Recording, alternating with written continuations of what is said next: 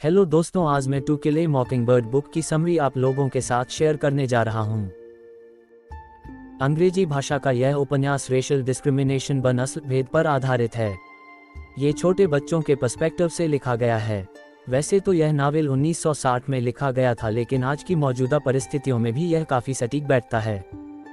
इस उपन्यास में 6 साल की स्काउट फिंच नाम की बच्ची अपने बचपन के दिनों की कहानी बता रही है। स्काउट अपने बड़े भाई जेम और पिता एटिकस के साथ अलाबामा राज्य के मेकम नामक शहर में रहती है। उसकी मां की पहले ही मृत्यु हो चुकी थी। उस समय बाकी दुनिया की तरह ही अमेरिका भी ग्रेट डिप्रेशन की मार झेल रहा था। इकोनॉमी का बुरा हाल था, गरीबी और भूखमरी बढ़ रही थी। लेकिन स्काउट के पिता एटिकस एक माने हुए लॉयर थे, इसलिए उनका परिवार बाकी लोगों की तुलना में काफ़ी अमीर था और उन्हें किसी चीज़ की कमी नहीं थी। गर्मी के दिनों की बात है, स्कूलों में छुट्टियां पड़ी हुई थीं।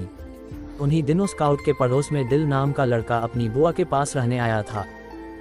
स्काउट और जेम की उससे काफ़ी अच्छी दोस्ती हो गई और तीनों बच्चे दिन भर तरह तरह के खेल खेलते रहते थे। एक दिन दिल ने रास्ते में पड़ने वाले एक रहस्यमयी घर को देखा और उसके बारे में पूछा। स्काउट ने बताया कि उस घर में बू रैडली नाम का कोई डरावना आदमी रहता था। उसे कभी किसी ने नहीं देखा था, लेकिन उसके बारे में बहुत ही डरावनी कहानियां सुनाई जाती थीं और बच्चों को उस घर से दूर ही रहने को कहा जाता था। लेकिन दिल देखना चाहता था कि बू कैसा दिखता है। वे लोग दीवार में बने छेद से ताका झांकी करते हैं, लेकिन उन्हें कोई नज़र नहीं आता।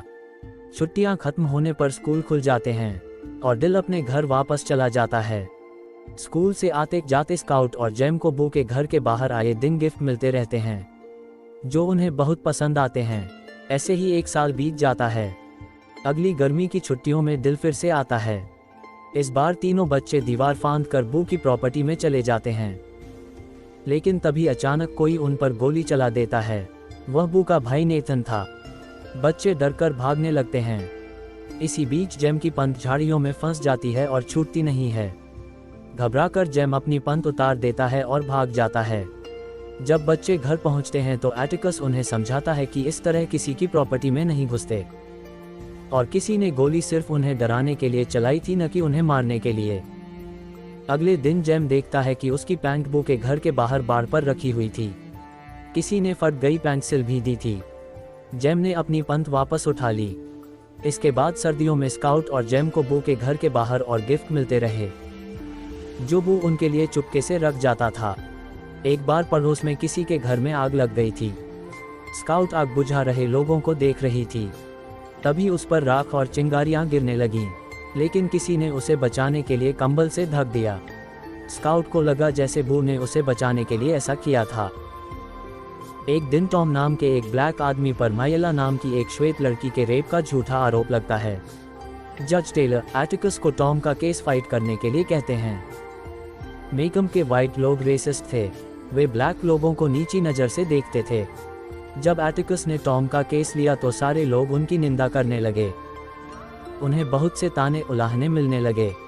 स्काउट और जेम को भी उनके स्कूल के क्लासमेट निगल लवर कहकर बुलाने लगे। क्रिसमस के मौके पर एटिकस की ब्लैक कुक कैलिफोर्निया दोनों बच्चों को ब्लैक लोगों की चर्च में ले जाती है।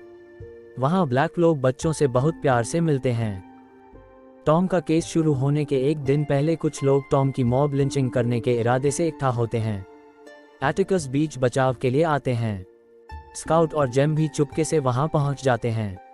तभी स्काउट एक आदमी को पहचान लेती है। उस आदमी का बेटा स्काउट की क्लास में पता था।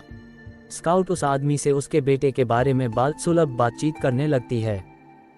इससे उस आदमी का हृदय परिवर्तन हो जाता है और वो आदमी इकट्ठा हुए लोगों को वापस घर भेज देता है। फिर टॉम का केस शुरू होता है। सारा हाल लोगों से भरा होता है। कहीं भी बैठने की जगह नहीं होती। स्काउट और जेम ब्लैक लोगों वाली जगह पर बैठ जाते हैं।